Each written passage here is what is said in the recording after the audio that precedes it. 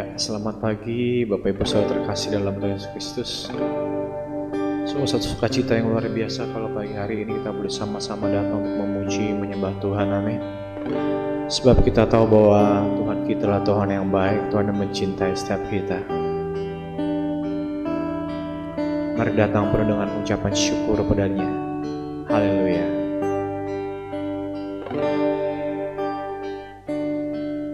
Ku bersyukur Bapa,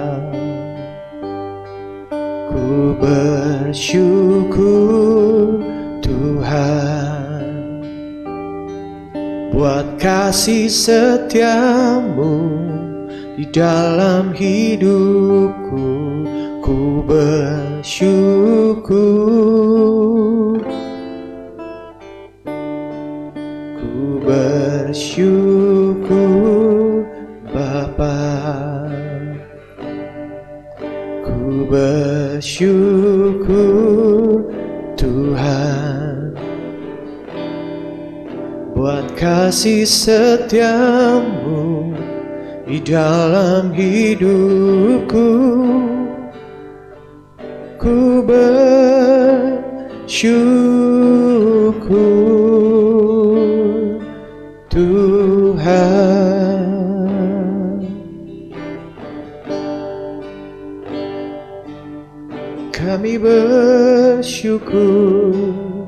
Kami bersyukur Yesus, bersyukur Tuhan, bersyukur Bapa.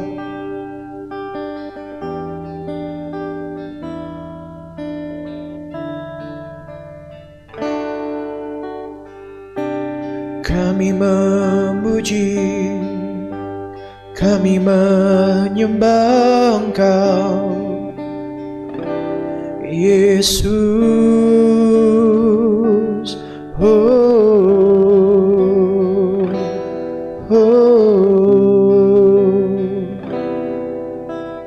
Terima kasih Tuhan buat saat ini kami percaya hadirat-Mu ada di tengah-tengah setiap kami Tuhan. Biar hati kami menyembah, biar hati kami memuji Engkau Yesus. Sebab bagimu gak ada yang mustahil Tuhan. Sebab Engkau Allah yang baik buat setiap kami Tuhan. Dan kami percaya Tuhan, di dalam Engkau kami akan kuat, di dalam Engkau kami akan menang Tuhan, amin.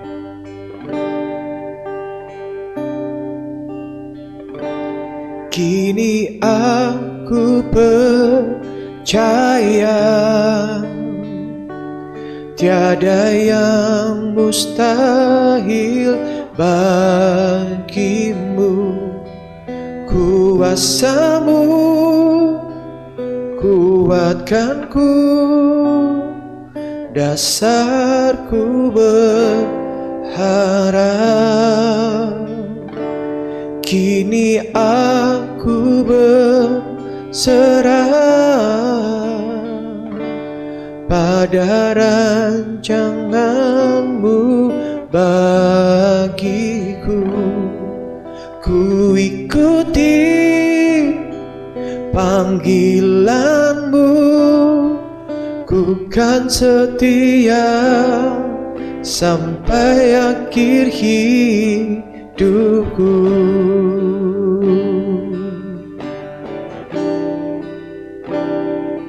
Kami kan setia, kami kan percaya, tiada yang mustahil bagimu Tuhan.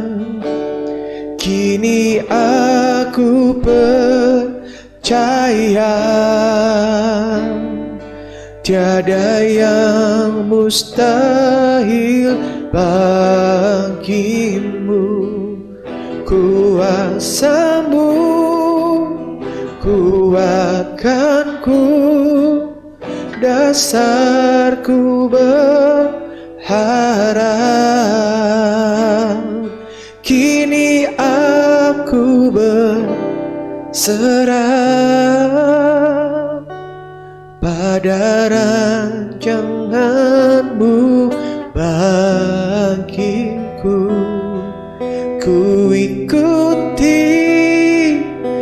panggilanmu, ku kan setia sampai akhir hidupku.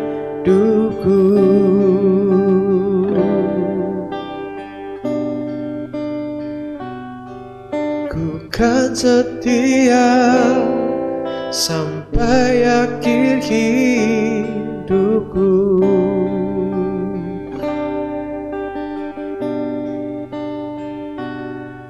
Ku kan setia sampai akhir hidupku.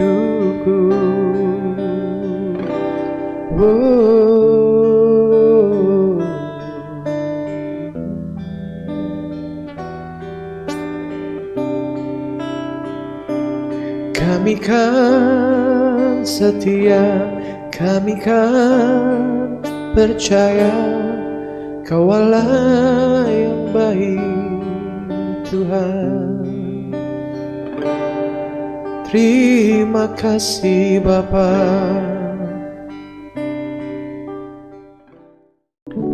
Ya, Shalom, selamat pagi, berjumpa lagi Bapak Ibu Saudara terkasih di dalam program Lilin Kecil.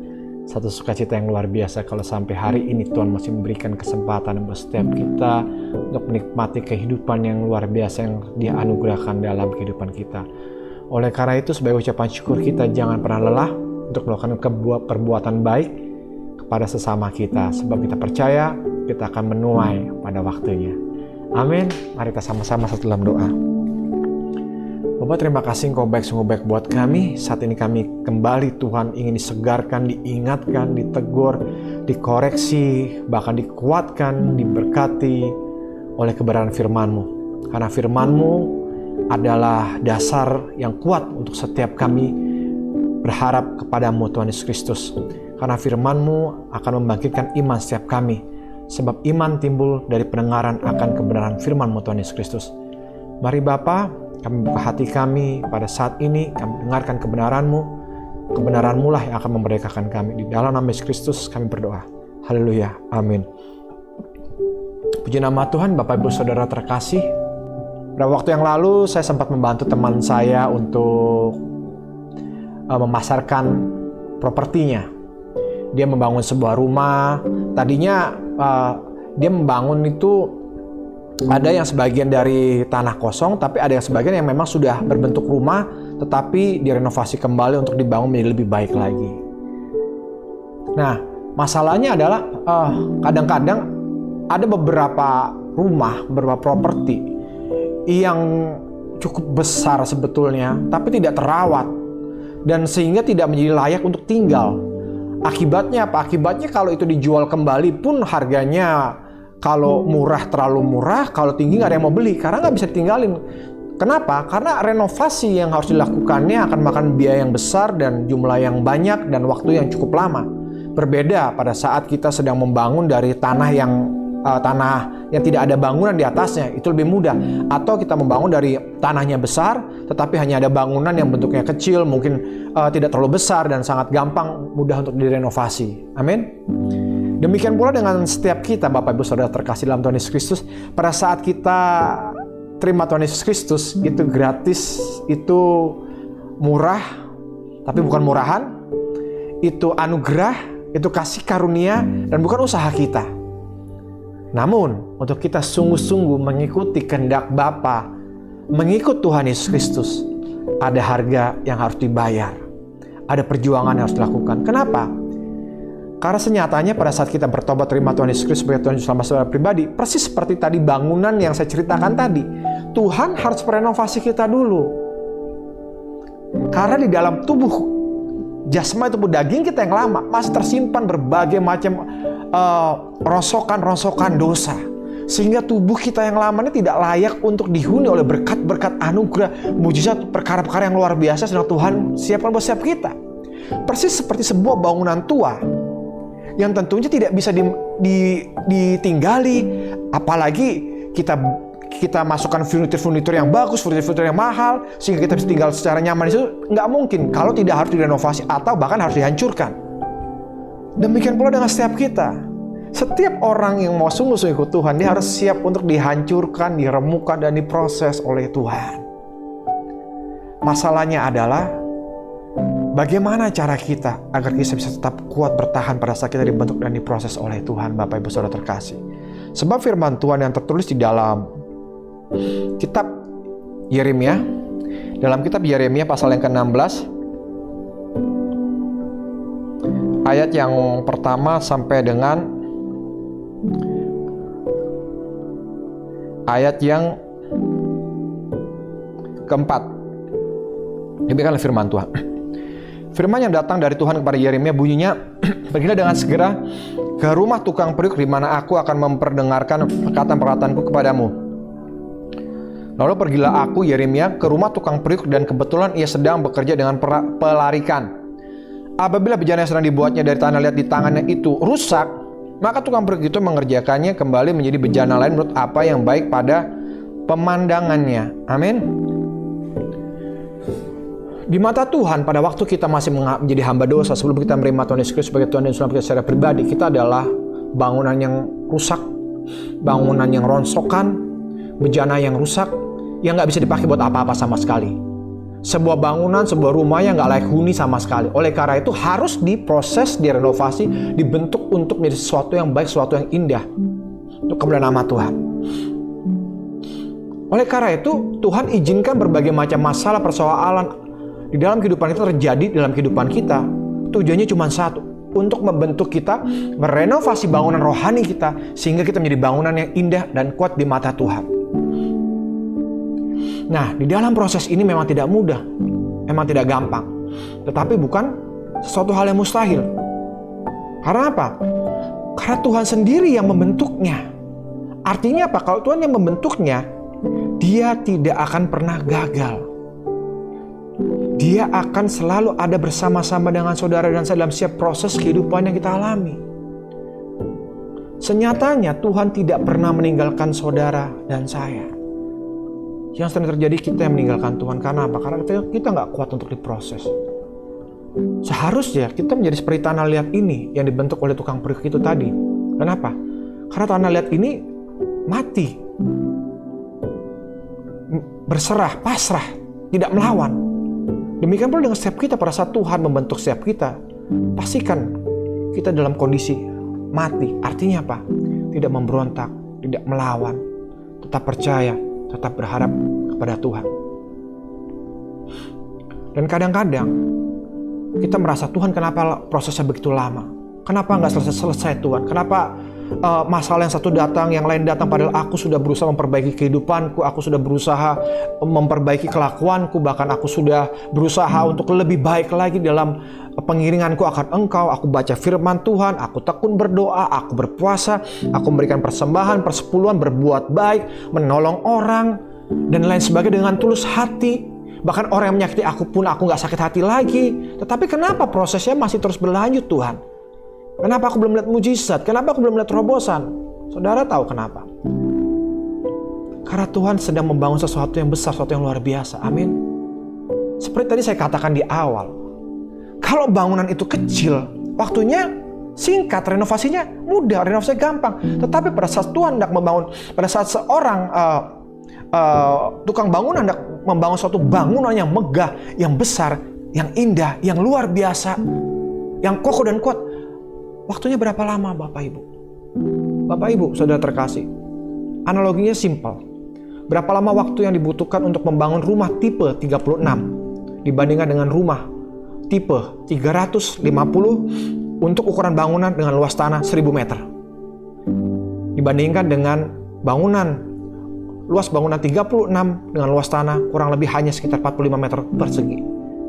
Hal yang mudah bukan? Tentunya yang 1000 meter dengan total bangunan 350 meter persegi itu suatu hal yang lama panjang. Saya ingat pada waktu kami sekeluarga hendak berpindah rumah dan ayah saya merenovasi sebuah rumah untuk menjadi bangunan buat tempat kami tinggal. Dengan luas bangunan kurang lebih 200 meter persegi. Itu kurang lebih hampir 3-4 tahun Bapak Ibu.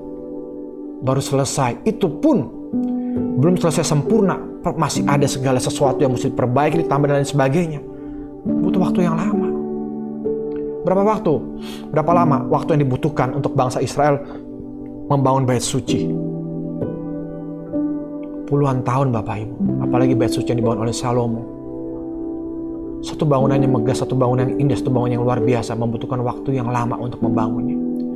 Hari ini kalau Tuhan masih proses setiap kita, masih bentuk setiap kita, jangan putus asa, jangan kecewa, jangan bertanya, Tuhan kenapa begitu lama, kenapa nggak selesai? Tuhan kenapa?